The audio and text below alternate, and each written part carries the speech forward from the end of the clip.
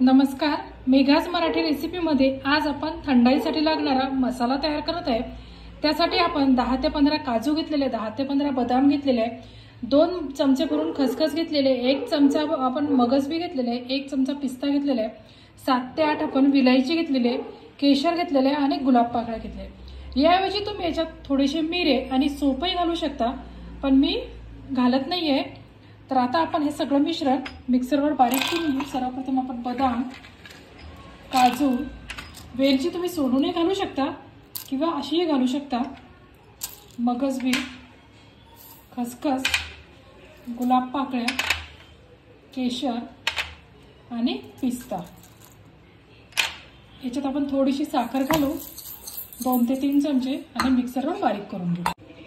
असा आपला हा मसाला आपण छान मिक्सरवर बारीक वाटून घेतलेला आहे। एकीकडे आपण दूध गरम करायला ठेवलेलं आहे।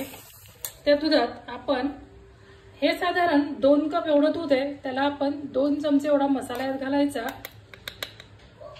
चवीनुसार आपण त्यात साखर घालायची।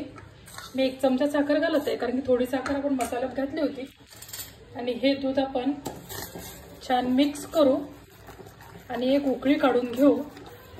उरलेला मसाला आपण छान स्टोअर करून ठेवू शकतो। एका स्वच्छ धुवून पुसून घेतलेल्या काचेच्या बरणीत हा मसाला भरून ठेवायचा। तुम्ही 2 ते 3 महिने छान वापरू शकता। आपलं दूध तुम्ही बघू शकता किती छान झालंय। आता आपण गॅस बंद करू आणि हे थंड करून घेऊ।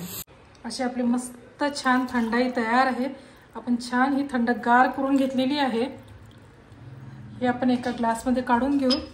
त्यावर गार्निशिंगसाठी आपण थोडेसे पिस्ता आणि थोडेसे रोज पेटल टाकायचे आणि आपली थंडाई आपण सर्व करायची। आपली थंडाईची पावडर आणि आपली थंडाई रेडी आहे। तर आपले मेघाज मराठी रेसिपीमध्ये शिकवलेली ही थंडाई तुम्ही नक्की एकदा ट्राय करा आणि आपल्या चॅनलला जास्तीत जास्त लाईक करा, शेअर करा, सबस्क्राइब करा। थँक्यू।